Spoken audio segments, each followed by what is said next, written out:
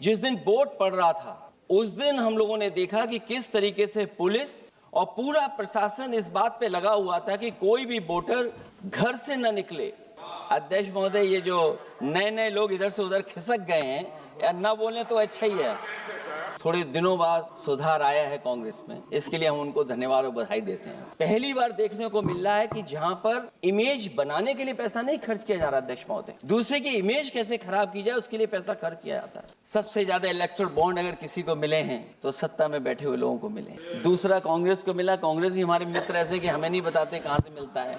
सबसे ज्यादा चुनावी खर्चा इनके पास, दूसरा खर्चा इनके पास। हम लोगों का भी तो कोई ख्याल रखे अध्यक्ष महोदय।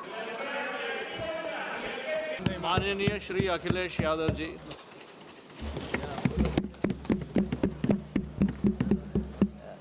सभापति जी, मैं आपका धन्यवाद देता हूं कि इस महत्वपूर्ण विषय पे मुझे बोलने का आपने अवसर दिया, मौका दिया है।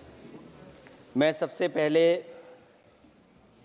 कांग्रेस पार्टी के नेता मनीष तिवारी जी, जिन्होंने बहुत विस्तार से ये बात रखी, जिन मूल्यों को लेकर के हमारे संविधान निर्माताओं ने इलेक्शन कमीशन को लेकर के जो गठन करने का काम किया कि हमारा लोकतंत्र कैसे मजबूत होगा, उस दिशा में जो बात उन्होंने रखी, मैं अपनी भावना और उनके विचार अपने विचारों से मैं जोड़ता हूं। मुझे खुशी है इस बात की कि सरकार ने इस बात पर चर्चा और मौका दिया हम सबको अपनी बात रखने का। अभी जब मैं भारतीय जनता पार्टी के माननीय सदस्य जी का सुन रहा था बात, तो वो बिहार का इलेक्शन और आने वाले भविष्य में जो उत्तर प्रदेश का इलेक्शन उस पर भी काफ़ी चर्चा कर रहे थे। सभापति महोदय, मैं कुछ बातें ऐसी कहना चाहता हूं जो हम लोगों ने अपनी आंखों से देखा, और जिस इलेक्शन कमीशन से हमें ये उम्मीद थी कि निष्पक्ष काम होगा, निष्पक्ष कार्रवाई होगी, वो हमें कहीं देखने को नहीं मिली। मैं सबसे पहला उदाहरण ये देना चाहता हूं कि एक रामपुर का बाई इलेक्शन जो लोकसभा का हुआ, जब लोकसभा का चुनाव बाई इलेक्शन रामपुर का हो रहा था, तो भारतीय जनता पार्टी की सरकार के मुख्यमंत्री जी और पूरी भारतीय जनता पार्टी ने यह तय किया था कि समाजवादी पार्टी यहां से नहीं जीतेगी, यहां से भारतीय जनता पार्टी जीतेगी। और ये आशंका हम लोगों को थी कि हर तरीके से हम लोगों को दबाया जाएगा, हर तरीके से चुनाव में धांधली की जाएगी। और जिस समय चुनाव शुरू हुआ वो चीजें हम लोगों को देखने को मिली। सभापति महोदय, वोटिंग के दिन, जिस दिन वोट पड़ रहा था उस दिन हम लोगों ने देखा कि किस तरीके से पुलिस और पूरा प्रशासन इस बात पे लगा हुआ था कि कोई भी वोटर घर से न निकले। रामपुर का बाई इलेक्शन हमने ऐसा देखा जहां पर पूरा पुलिस प्रशासन, भारतीय जनता पार्टी की सरकार ये कोशिश में लगी थी कि मतदाता बाहर न निकले, और पहली बार भारतीय जनता पार्टी वहां से चुनाव लोकसभा का जीती। ये बाई इलेक्शन लोकसभा की बात कर रहा हूं मैं, और एक एक घटना की सूचना हम लोगों ने इलेक्शन कमीशन को दी है। एक एक घटना के पुलिस क्या कर रही है, पुलिस कहां बैरिकेडिंग लगाई है, पुलिस कहां रोक रही है, कौन पुलिस का अधिकारी कहां जा रहा है, डीएम क्या कर रहे हैं, कमिश्नर क्या कर रहे हैं। और उसके बावजूद भी इलेक्शन कमीशन ने एक भी किसी के खिलाफ कार्रवाई नहीं की। अध्यक्ष महोदय, जब हम ये बात समझ गए कि इलेक्शन कमीशन बायस्ड है, अध्यक्ष महोदय, ये जो नए नए लोग इधर से उधर खिसक गए हैं या न बोले तो अच्छा ही है।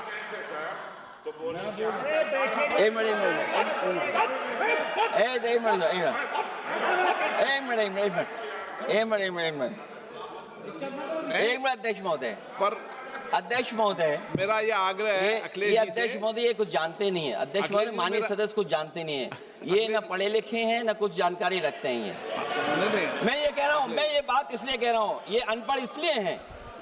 अध्यक्ष महोदय, मैं ये बात इसलिए कह रहा हूं कि जो जो घटनाएं मैं बता रहा हूं, मैंने एक एक घटना इलेक्शन कमीशन को टैग किया है, एक एक वीडियो इलेक्शन कमीशन को दिया है, एक एक पत्र लिखा है इलेक्शन कमीशन को। अगर एक भी कार्रवाई की हो तो मुझे बता दें, अगर ये जानते हो। और दूसरा, मैं अध्यक्ष महोदय मैं दूसरा बताना चाहता हूं आपको। अध्यक्ष महोदय, चुनाव जीते जाते हैं, हारे जाते हैं। कभी कोई चुनाव जीतता है, कभी कोई चुनाव जीतता है। एक समय था जब हम लोग कांग्रेस पार्टी से लड़ते थे, और एक समय आ गया कि जब हम आपसे लड़ रहे हैं। चुनाव कभी ये जीतते हैं, कभी वो जीतते हैं, कभी मैं जीतता हूं। एक समय था अध्यक्ष महोदय, मैं 5 लोकसभा का सांसद था यहां। इस बार हम लोग भारतीय जनता पार्टी को दूसरे नंबर करके सबसे 1 नंबर पे समाजवादी पार्टी आई। और अध्यक्ष महोदय, ये जहां से आपने कम्युनल पॉलिटिक्स शुरू की थी, जहां से आपने कम्युनल माहौल बनाया था देश में, उस अयोध्या से अगर कोई जीता है तो हमारे समाजवादी पार्टी के अवधेश जी जीत करके आए हैं। ये चुनाव जीते जाते हैं, हारे जाते हैं, लेकिन जिस संस्था की जिम्मेदारी है निष्पक्ष रहना, वो आखिरकार संस्था निष्पक्ष क्यों नहीं है, सवाल ये है। और सवाल मैं यहां से उठाता हूं बाई इलेक्शन का। मैं 3 बाई इलेक्शन का उदाहरण देना चाहता हूं आपसे अध्यक्ष महोदय। नहीं, बाई इलेक्शन पर चर्चा नहीं हो रही। नहीं, मैं नहीं, जब तक आप अध्यक्ष महोदय चीज जानोगे नहीं, अगर मैं एग्जांपल नहीं दूंगा कि इलेक्शन कमीशन क्या कर रहा है, तो अब मैं रिफॉर्म क्या मांग करूंगा। अध्यक्ष महोदय, जब तक मैं घटना नहीं बताऊंगा, मैं पहला बाई इलेक्शन बताना चाहता हूं। ओके, मान्य, आपका नंबर आ गया। अगर आप रिफॉर्म पे बात कर रहे हैं तो आपको घटनाएं क्या हुई वो बात तो करनी पड़ेगी। अध्यक्ष महोदय, मैं बाई इलेक्शन मिल्कीपुर की बात करना चाहता हूं। बाई इलेक्शन मिल्कीपुर जो अयोध्या क्षेत्र में आता है। इलेक्शन कमीशन को हम लोगों ने शिकायतें की, यहां धांधली होने जा रही है, चुनाव को हराया जाएगा। वहां की सरकार ने मिलकर के किस अधिकारी को पोस्ट करना है, किसको प्रिसाइडिंग ऑफिसर बनाना है, और हम लोगों ने रंगे हाथ पकड़ा लोगों को। एक व्यक्ति को पकड़ा, वो 6 वोट के डाल के आ रहे थे। एक व्यक्ति को पकड़ा जो दूसरी विधानसभा से थे। एक मंत्री जी भाग गए जो हजारों लोगों को लेकर के उस विधानसभा में आए हुए थे।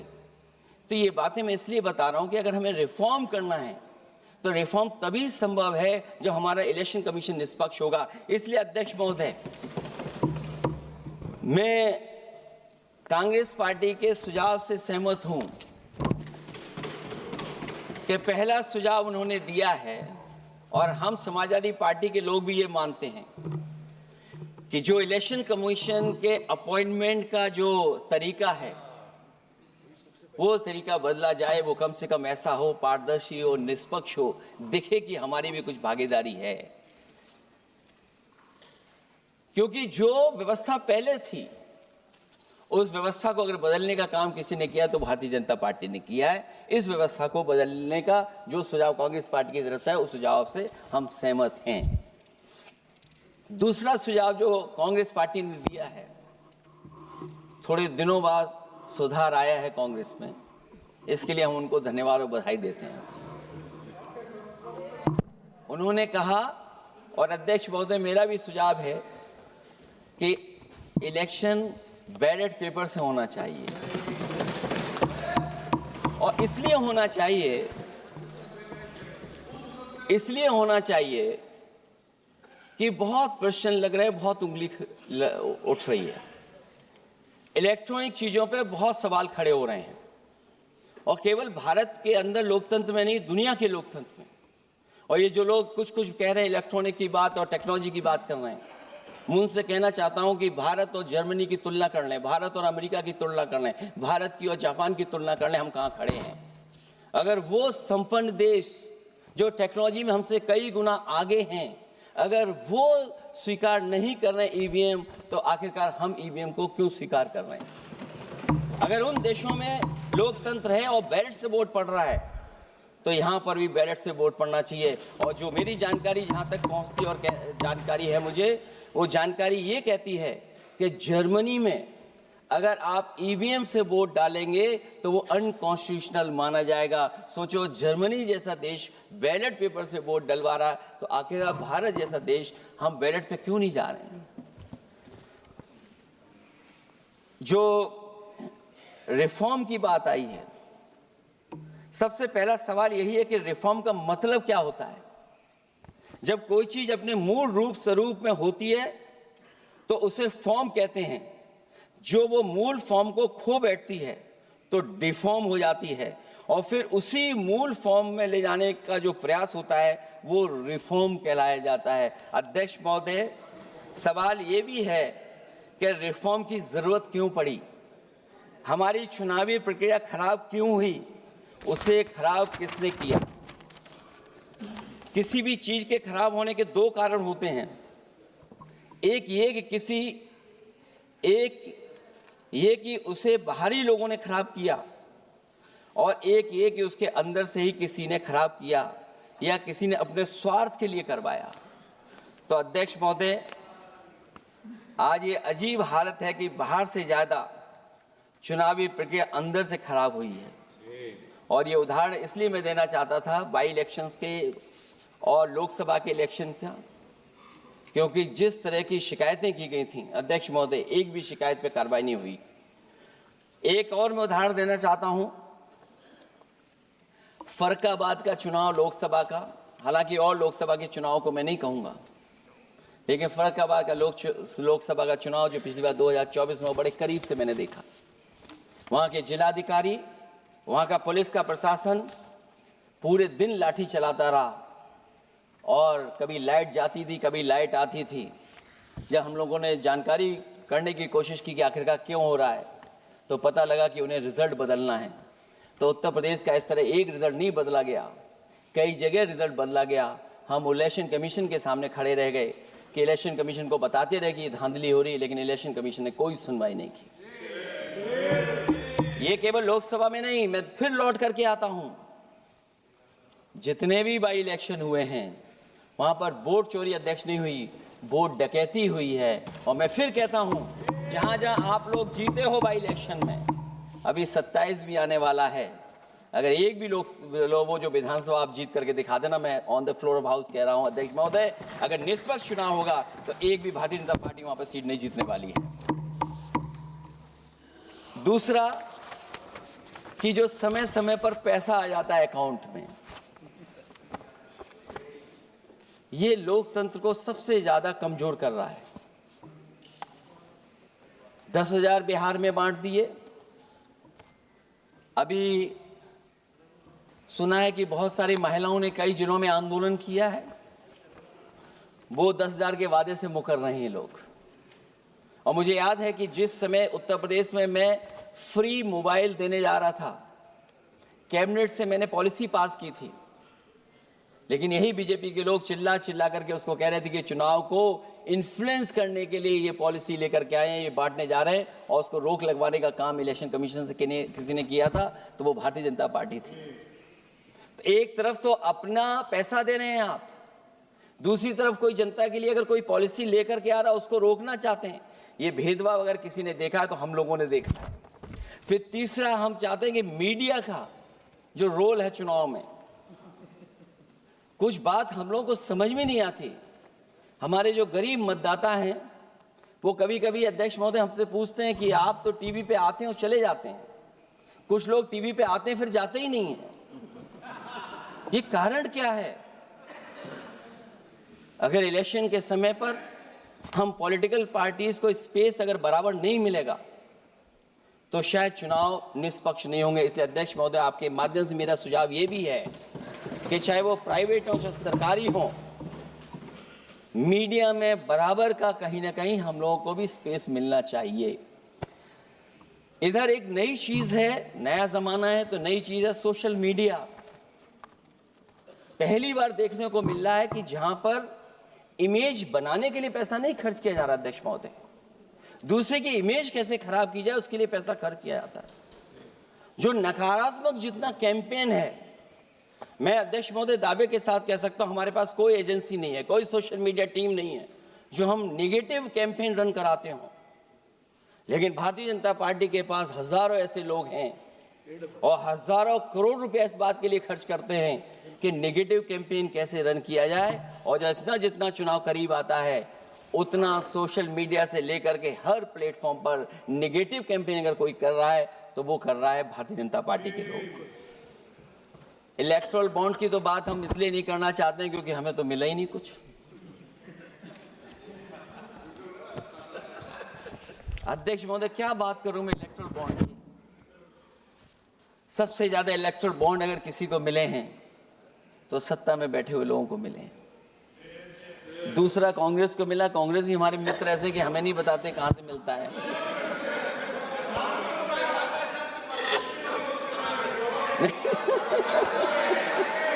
अध्यक्ष महोदय, सबसे ज्यादा चुनावी खर्चा इनके पास, दूसरा खर्चा इनके पास। हम लोगों का भी तो कोई ख्याल रखे अध्यक्ष महोदय,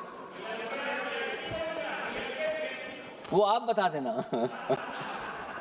तो ये जो इलेक्ट्रॉन बॉन्ड वाला जो खेल है अध्यक्ष महोदय, ये तो दिखाई देने वाला खेल है। उसमें सोचिए कहां हम लोग टिकेंगे, कहां रीजनल पार्टीज टिकेंगी। इसलिए अगर ये तरीका चुनाव होगा, खर्चा कैसे कम हो, इस पे भी इलेक्शन कमीशन को सोचना चाहिए कि ये खर्चा कैसे कम किया जाए। जहां तक एसआईआर की बात है, जो एसआईआर यूपी में चल रही है, अभी तक 10 लोगों की जान जा चुकी है। बीएलओ जो गांव-गांव जाने की और गली-गली जाने के लिए जिनको काम मिला है, उसमें लगभग 10 लोगों की जान जा चुकी है। 9 लोगों की हमारे पास सूची है। मुरादाबाद में बीएलओ सर्वेश सिंह ने फांसी लगा ली। उन पर काम का बोझ था। 29 नवंबर में बिजनौर में बीएलओ शोभा रानी को हार्ट अटैक हो गया। 29 नवंबर देवरिया लेखपाल आशीष कुमार ड्यूटी के दौरान तबीयत बिगड़ी और फिर उनके बाद मृत्यु हो गई। फतेहपुर में लेखपाल सुधीर कुमार ने शादी के एक दिन पहले फांसी लगा ली। और इस परिवार से तो मैं खुद मिला था जाकर के। अध्यक्ष महोदय, जब परिवार के लोगों से बातचीत हुई तो उन्हें ये बताया उन्होंने कि इतना काम का बोझ था उनके ऊपर, अधिकारी इतना दबाव बना रहे थे कि वो क्या करते। और जो इलेक्शन कमीशन ने अध्यक्ष महोदय कहा कि हम ट्रेनिंग देंगे बीएलओ को, मैं ये दावा कर सकता हूं कि उत्तर प्रदेश के बहुत कम बीएलओ को ट्रेनिंग मिली होगी। और यहां मैं कह सकता हूं कि एक भी बीएलओ को ट्रेनिंग नहीं दी गई जो देनी चाहिए थी। और जो बीएलओ लगाए गए हैं, उनका पूरा परिवार लगा हुआ है कि कैसे भी अपने बीएलओ जो परिवार के सदस्य हैं उनकी मदद पहुंचाएं। महिला है वो फॉर्म नहीं भर सकती, कई बार उसके परिवार के सदस्य लगे हुए हैं कि कैसे फॉर्म भरवाएं हम उनका। तो 9 लोगों की जान गई है। हमने अपनी पार्टी की तरफ से तो 2 लाख रुपए की मदद की है। हमारी मांग होगी कि चुनाव आयोग और इस लोकतंत्र को मजबूत करने के लिए जो मदद होनी चाहिए 1 करोड़, और उनको सरकारी नौकरी मिलनी चाहिए। धांधली कैसे होती है, चुनाव होने से पहले ही वोट कट जाते हैं। हमारे राजीव राय जी बैठे होंगे माननीय सदस्य, वो किताब लाए हैं कि नहीं लाए हैं? चुनाव घोषित नहीं हुआ वहां पर, लेकिन सरकार के लोगों ने मिलकर के वोट पहले ही काट दिया। अध्यक्ष महोदय, वहीं से दिखा दो, ये लिस्ट है। अगर एक भी इसमें गलत हो तो बता दीजिए, एक भी गलत हो अध्यक्ष महोदय। चुनाव हुआ नहीं, उससे पहले इलेक्शन कमीशन ने वोट काट दिए। और कितने वोट काटे हैं? 15,000 वोट काटे हैं। और 2027 के 22 के चुनाव में मैंने आरोप लगाया था कि इलेक्शन कमीशन ने जानबूझ करके और सरकार के लोगों ने मिल करके उत्तर प्रदेश में हर विधानसभा में वोट काटे थे और चिन्हित कर करके वोट काटे थे। और ये चिन्हित किया था कि ये समाजवादी पार्टी का वोट कौन है जिसको काटा जाए, और हजारों की संख्या में वोट काटे थे। और जब इलेक्शन कमीशन से हम लोगों ने शिकायत की तो उन्होंने एफिडेविट मांगे थे। मैंने हजारों लोगों के एफिडेविट दिए थे अध्यक्ष महोदय, और ये कहा था कि ये जिंदा थे। 17 में वोट डाला उन्होंने और 22 में जाकर के उनका वोट कट गया है। लेकिन किसी भी अधिकारी के ऊपर अभी तक इलेक्शन कमीशन ने कोई कार्रवाई नहीं की। इसलिए सुधार की ये प्रक्रिया चुनाव आयोग से ही शुरू होनी चाहिए। चुनाव आयोग को निम्नलिखित बातों का सुधार करना ही होगा अध्यक्ष महोदय। चंडीगढ़ में कैमरे के सामने की चोरी पर, बंदूक तानकर वोटरों को वोट डालने से रोकने पर, उपचुनाव में चुन चुनकर एक अधिकारी पोस्ट करने पर, जीतने के बाद भी सर्टिफिकेट बदल देने पर, चुनाव आयोग को हमारे द्वारा दिए गए हजारों एफिडेविट प्राप्त न होने की झूठी बात पर, जबकि हमारे पास जमा करने की रसीद है, वॉशिंग मशीन फार्मूले पर जिसमें एक दिन पहले का भ्रष्टाचारी अगले दिन भद्राचारी हो जाता है और ऊंचे पद पर बैठा दिया जाता है। सत्ताधारियों के पैसे बांटने पर पकड़े जाने पर सिद्धांतहीन राजनीति पर भी होना चाहिए। चुन चुनकर पीडीए के वोट काटने पर भी होना चाहिए। नकली वोटर से वोट डलवाने पर भी, नकली आधार कार्ड बनाकर चुनावी खेल करने पर, एक वोटर के द्वारा कोई वोट डालने पर, चुनाव के दौरान योजना चलाकर घूस देने पर। और अध्यक्ष महोदय, मैं ये जरूर कहना चाहूँगा कि जब वन नेशन वन इलेक्शन की बात हो रही है और अभी सत्ता पक्ष के माननीय सदस्य ने कहा कि वो एक वोटर लिस्ट भी करा देंगे, ये बात मैं कह दूं अध्यक्ष महोदय, उन्होंने ये कहा कि वन नेशन वन इलेक्शन तो होगा ही होगा, लेकिन एक वोटर लिस्ट भी एक होगी। हमें उम्मीद है कि वोटर लिस्ट एक होगी और वोटर कार्ड ऐसा बने। अभी तक तो हम आधार कार्ड के लिए मांग करते थे। देश के प्रधानमंत्री जी कहते हैं कि हम तो कई समस्याओं का समाधान कर चुके हैं। सेल्फ एफिडेविट, सेल्फ अटेस्टेड अगर आप दे देंगे डेट ऑफ बर्थ तो हम स्वीकार कर लेंगे। लेकिन अब सुनने में आ रहा है यूपी में आधार ही को स्वीकार मान ही नहीं रहे हैं उसको। आधार जैसा कार्ड जिसमें सब कुछ डॉक्यूमेंटेड है, आपके फिंगर्स हैं, आपकी आई है, आपका पूरा डिटेल है, उसके बाद भी आप आधार को नहीं मान रहे हैं। इसका मतलब ये एसआईआर नहीं है, ये अंदर ही अंदर एनआरसी वाला काम कर रहे हैं। क्योंकि हमने उत्तर प्रदेश में सुना है कि वहाँ के मुख्यमंत्री जी कह रहे हैं कि हम डिटेंशन सेंटर बना रहे हैं। भाई एसआईआर में जिसका नाम नहीं उसके लिए डिटेंशन सेंटर की जरूरत है। इसका मतलब अध्यक्ष महोदय, जो काम ये खुल के नहीं कर सकते थे एनआरसी, वो काम ये एसआईआर के बहाने कर रहे हैं। तभी ये कभी कभी कहते हैं घुसपैठियां हैं और डिटेंशन सेंटर बन रहे हैं। दरअसल सबसे बड़े सुधार की जरूरत यह है कि लोकतंत्र में फिर से भरोसा जगाया जाए। ईवीएम को हटाकर बैलेट से चुनाव कराए जाएं। चुनावी धांधली होने पर तय समय सीमा में कार्रवाई हो। विपक्षी अनदेखी न की जाए, विपक्षी शिकायतों पर पक्षपात न हो। चुनाव आयोग निर्भीक हो। चुनाव आयोग सरकार के इशारे पे काम न करे। चुनाव आयोग निर्भीक हो। चुनाव आयोग एक विचारधारा के लोगों का गुट बनकर न रह जाए। चुनाव आयोग ईमान की लगाम कभी न छोड़े। चुनाव आयोग ये ऐतिहासिक जिम्मेदारी समझे कि उसकी आज की गलती देश के भविष्य की सदियों के लिए बर्बाद कर सकती है। सबसे बड़ा सुधार यही है कि चुनाव आयोग अंतरात्मा की आवाज सुने और सच्चे देश प्रेम को दिखाते हुए खुदगर्जी की सियासत करने वालों के हाथ की कठपुतली न बने।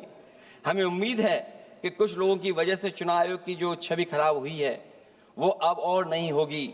इलेक्शन रिफॉर्म तब तक निरर्थक है जब तक इलेक्शन कमीशन में रिफॉर्म नहीं होगा। इसीलिए जो सुझाव विपक्ष की तरफ से आ रहा है कि इलेक्शन कमीशन का गठन में जो पहले व्यवस्था थी वो पुनः लागू हो, उसी के बाद इलेक्शन कमीशन में सुधार संभव है। जितना इलेक्शन कमीशन मजबूत होगा उतना ही हमारा लोकतंत्र मजबूत होगा। जितना हम संविधान से खिलवाड़ करेंगे उतना ही हम समझेंगे कि आप लोकतंत्र से खिलवाड़ कर रहे हैं। इन्हीं शब्दों के साथ अध्यक्ष महोदय, मैं आपका विशेष धन्यवाद देता हूं और मैं उम्मीद करता हूं कि इलेक्शन कमीशन भविष्य में फेयर काम करेगा। Subscribe to One India and never miss an update. Download the One India app now.